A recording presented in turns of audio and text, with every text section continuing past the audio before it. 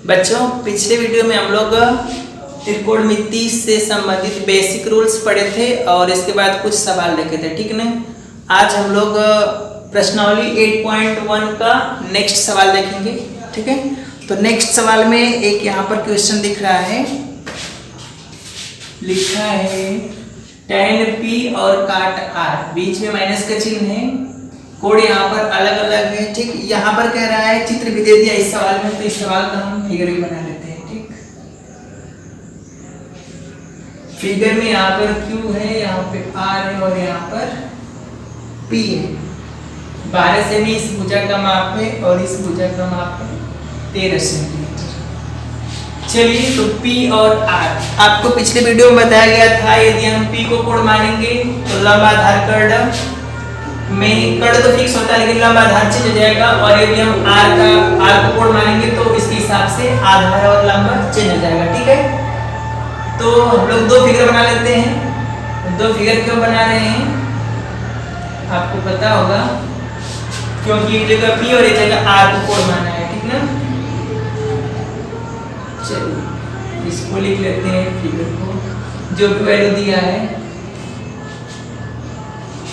हाँ, यदि हम P को कोण मान लें, क्योंकि tan P का मान निकालना है तो P को कोण मानना पड़ेगा, तो उसके सामने की भुजा लंब है ना, और 90 के सामने की भुजा कर्ण, उसके बाद शेष भुजा क्या होगा, आधार हो गया। और इसके बाद यदि हम लोग R को कोण मान लेंगे तो इसके सामने की भुजा लंब, 90 के सामने की भुजा कर्ण और शेष भुजा आधार, ठीक है। तो हम लोग दोनों फिगर में क्या देख रहे हैं, एक बार R को कोण माने और एक बार P को कोण माने। तो नीचे वाली भुजा का माप नहीं पता है तो किसी एक त्रिभुज की सहायता से हम लोग नीचे वाली भुजा का यानी कि QR भुजा का माप ज्ञात कर लेते हैं और वही माप यहाँ पे भी रख देंगे, ठीक। तो चलिए मान लीजिए हम पहले वाले फिगर से ही QR भुजा का माप निकालते हैं। तो हम लोग फार्मूला पढ़ते हैं कि कर्ण का स्क्वायर बराबर आधार का स्क्वायर धना लंब का स्क्वायर रहता है। पहले वाले फिगर से मान निकालते हैं, आधार का मान है 12 और लंब का मान नहीं पता है, कर्ण का मान है 13। तो 13 का स्क्वायर 169 और 12 का स्क्वायर 144 प्लस लंब का स्क्वायर 169 से 44 इधर आएगा तो माइनस हो जाएगा, बराबर लंब का स्क्वायर घटा देंगे तो 25 बचेगा। स्क्वायर इधर आएगा तो क्या बचेगा, क्या बच जाएगा, करड़ी, और करड़ी में 25 का मान होता है 5 है ना, यानी कि लंब का मान कितना आ गया, 5 आ गया। तो 5 ये सब वैल्यू सेंटीमीटर में थी, ये भी वैल्यू सेंटीमीटर में आया होगा, यानी हमें क्या पता चला कि QR भुजा का मान 5 सेमी, यहाँ पर भी QR का भुजा 5 सेमी होगा, ठीक। चलिए अब हम लोग पढ़े थे पहले दिन कि tan थीटा बराबर क्या होता है, लंब बटे आधार। ये फार्मूला किससे बनता है, लाल बटे कक्का से, ठीक है। tan थीटा बराबर लंब बटे आधार, और ये भी बताया गया था कि थीटा की जगह पर हम लोग a b c p q r कुछ भी लिख सकते हैं, अल्फा बीटा। तो यहाँ पर देखिए tan p है तो p लिखते हैं और ये लंब बटे आधार वैसे ही रहेगा। इसके बाद cot r, ठीक है। तो काट यहाँ से क्या होगा, लाल बट्टे कक्का सर, ऊपर से साइन कास tan काट नीचे से होता है तो आधार बट्टे लंब हो जाएगा, ठीक। अब चलिए देखते हैं। तो यहाँ पर जिस त्रिभुज में हम लोग P को कोण माने हैं वहां से लंब का मान कितना है, 5 है और आधार का मान 12 है। इस प्रकार से tan P का मान आ गया 5/12। फिर आता है काट R, ठीक है। तो काट बराबर आधार बटे लंब, ये फार्मूला होता है। आप देखते हैं यहाँ पर कि R कहाँ पे माना गया है, कोण। R को कोण इस वाले त्रिभुज में माना गया है, तो यहाँ से हम लोग आधार का मान देखेंगे तो 5 मिल रहा है और लंब का मान 12 मिल रहा है, ठीक। ये हो गया। अब सवाल में कहा था इन दोनों के बीच माइनस करिए, उसके बाद मान बताइए, ठीक है। तो tan p minus cot r, इसका मान देखते हैं। तो tan p का मान 5/12 और माइनस cot r का मान 5/12, ये आ गया, सेम है, 0 हो जाएगा, ठीक है। चलिए अब हम लोग नेक्स्ट सवाल देखते हैं। तो नेक्स्ट सवाल जो है 15 काट ए बराबर 8 हो तो साइन ए और सेक ए का मान परिकलित कीजिए। ठीक है, साइन ए और सेक ए का मान परिकलित कीजिए। ठीक, तो यहाँ पर एक फायदे की बात है कि दोनों जगह कोण ए को ही माना है। ठीक, तो यहाँ पर लिखते हैं cot a बराबर 8। 15 कोई चीज नहीं है तो गुणे में है और इसको पक्षांतर के इधर लाएंगे तो क्या हो जाएगा, भाग हो जाएगा। तो 8/15 हो गया। ठीक, अब हम लोग लाल बट्टे कक्का के हिसाब से cot a बराबर फार्मूला निकालेंगे तो क्या होगा, ऊपर से sin cos tan और नीचे से काट बराबर आधार बट्टे लंब। तो ये क्या हो गया, आधार बटे लंब, यानी कि आधार का मान 8, लंब का मान 15। अब हम लोग एक समकोण त्रिभुज बनाएंगे। त्रिकोणमिति में समकोण त्रिभुज बनेगा। चलिए आधार का मान 8 रख लेते हैं। नाम इसका लिखना है, नाम लिख सकते हैं, चलिए लिख देते हैं नाम इसका A B C। ठीक है, तो 90 के सामने कर्ण हो गया और यहाँ पर ये दिया है तो एक को यदि हम थीटा मान लेंगे तो इसके सामने लंब जो बच गया वो आधार। ठीक है, तो आधार का मान 8, लंब का मान 15, कर्ण का मान नहीं पता है, इस फार्मूले से कर्ण का मान ज्ञात कर लेते हैं। कौन से फार्मूले से, कर्ण का स्क्वायर बराबर धन स्क्वायर धन लंब का स्क्वायर। आधार का मान है 8 और लंब का मान है 15। 8 का स्क्वायर 64 होता है और 15 का स्क्वायर 225 होता है। दोनों के यदि हम जोड़ लेंगे तो 5 4 9 6 2 8 और 2 289 हो गया। स्क्वायर इधर आएगा तो क्या बन जाएगा, रूट। कड़ी में 289 और कड़ी में 289 का वर्गमूल होता है 17। ठीक, 17 सेंटीमीटर। अच्छा, सेंटीमीटर लिखने की जरूरत ही नहीं है क्योंकि यहाँ पर कहीं इस बार में सेंटीमीटर नहीं है, तो कर्ण का मान 17 रख देते हैं। चलिए अब क्या कहा है, साइन ए और सेक ए। तो साइन ए बराबर लंब बटे कर्ण होता है और लंब का मान है 15, कर्ण का मान है 17। इसके बाद सेक ए, सेक ए तो ऊपर से साइन cos tan नीचे से काट सेक, सेक का मान जाएगा कर्ण बटे आधार। कर्ण का मान है 17 और आधार का मान है 8। ठीक है, तो ये दो आपका आंसर हो गया इस क्वेश्चन का। तो बच्चों अब हम लोग प्रश्नावली 8.1 का 6वां सवाल देखेंगे जो इस प्रश्नावली का सबसे इंपॉर्टेंट सवाल है। ठीक है, यदि ये सवाल एग्जाम में पूछेगा तो लाग वाले में आएगा और 8 नंबर का आएगा। ठीक, तो चलिए देखते हैं इस सवाल को। कह रहा है यदि कोण ए और कोण बी न्यून कोण हो, न्यून कोण मतलब 90 अंश जो कम होता है, जहां cos ए और cos b बराबर हो। हाँ, ए और बी को यदि हम cos के रूप में रखेंगे तो उनका वैल्यू बराबर हो जाएगा। तो दिखा है कि कोण ए और कोण बी बराबर है। ठीक, तो कैसे इसको शुरू करेंगे, सबसे पहले इसके लिए हम लोग दो फिगर बना लेंगे समकोण त्रिभुज का। ठीक है,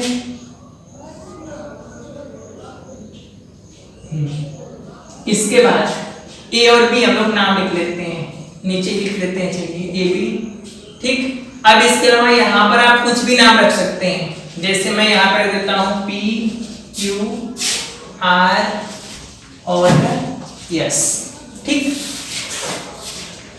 कोण हमको ए और बी को बनाना है, ए और बी को हमने कोण बना दिया। ठीक, थीटा लिख देते हैं। वैसे ये नहीं भी लिखेंगे तो इस सिंबल से पता चल जाता है कि हम लोग ए और बी को ही कोण माने हैं। ठीक, चलिए ये 90 का हो गया सिंबल बॉक्स की तरह, तो 90 के सामने कर्ण और ये जो कोण वाला सिंबल इसके सामने लंब हो जाता है, जो शेष है वो आधार। ठीक है, अब इसके बाद हमें क्या करना है, cos ए और cos b का वैल्यू नहीं दिया है कि जहां cos a बराबर cos b, तो इसके यूज से हमको उतना सिद्ध करना है। ठीक, तो इसको हम लोग यहाँ पे लिख देते हैं cos a, चूंकि cos a बराबर cos b। ठीक, ये हम लोग को दिया है, तो लाल बट्टे कक्का वाले फार्मूला से cos a बराबर क्या होता है, आधार बटा कर्ण होता है। तो आधार बटा कर्ण और आधार बटा कर्ण, ठीक। काश ए यहाँ पर है, और इसमें आधार, आधार का नाम क्या हो जाएगा, आधार वाले भुजा का नाम पीए हो जाएगा, तो पीए लिख देते हैं, और कर्ण, कर्ण वाले भुजा का नाम हो जाएगा क्यू ए। फिर यहाँ पर बी वाला जो है, जिसमें कोण बी माने हैं जिस त्रिभुज में, उसमें आधार ये है, इसका हो जाएगा आर बी, आर बी।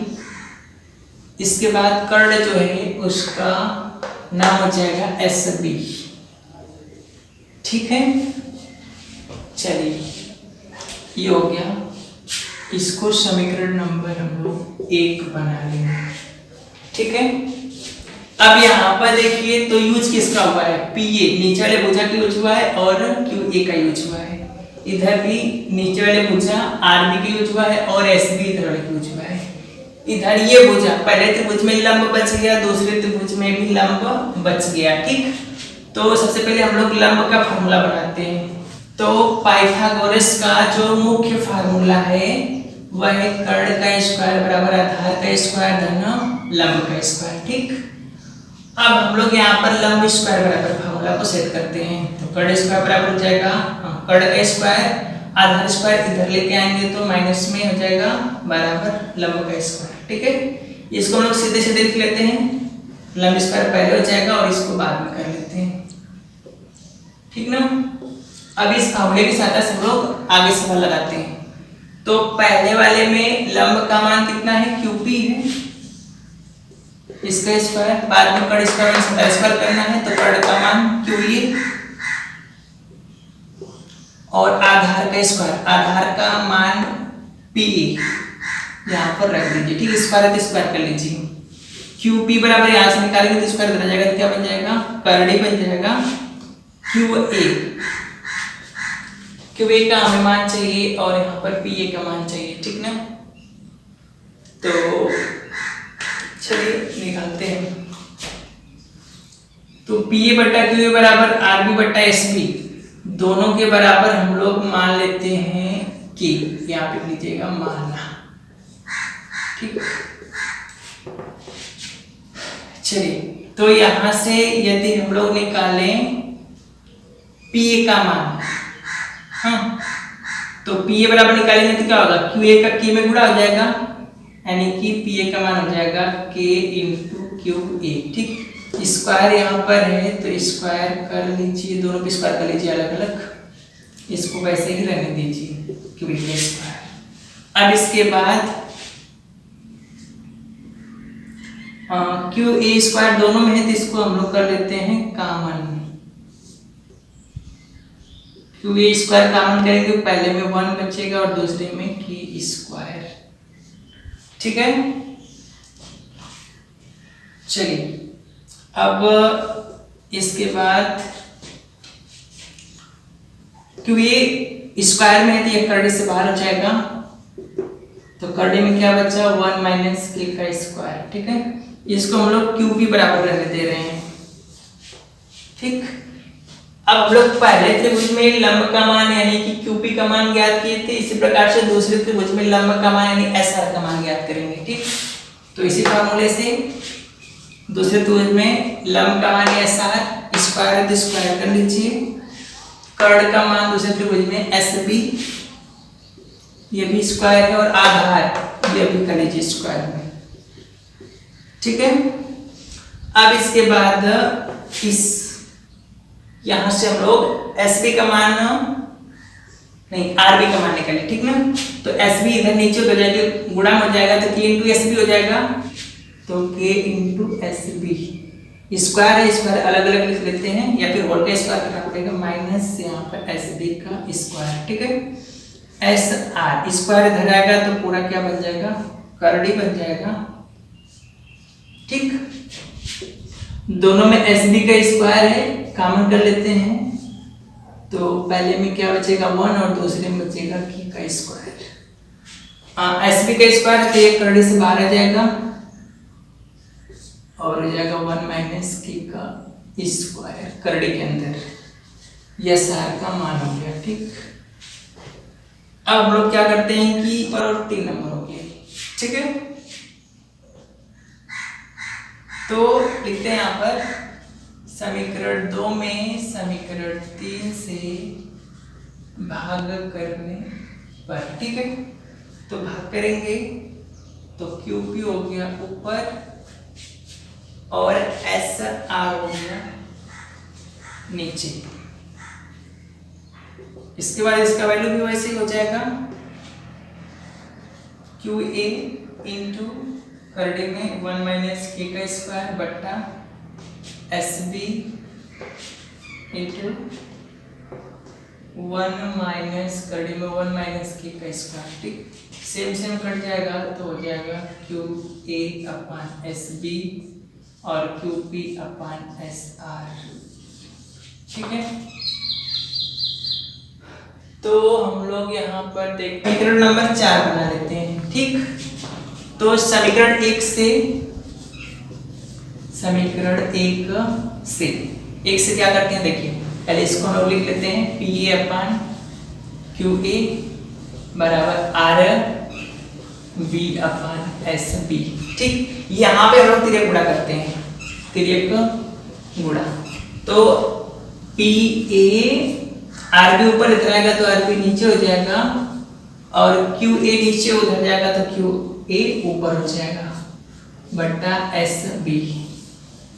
ठीक, अब देखिए QA अपान SB यहाँ पर, QA अपान SB यहाँ पर। ठीक है, इसको 5 नंबर बना सकते हैं। 4 5 की तुलना करेंगे तो दोनों सेम सेम है, पहले इसको लिख लीजिए QA अपान SB, यहाँ पे लिख लेते हैं 4, समीकरण 4 और 5 से।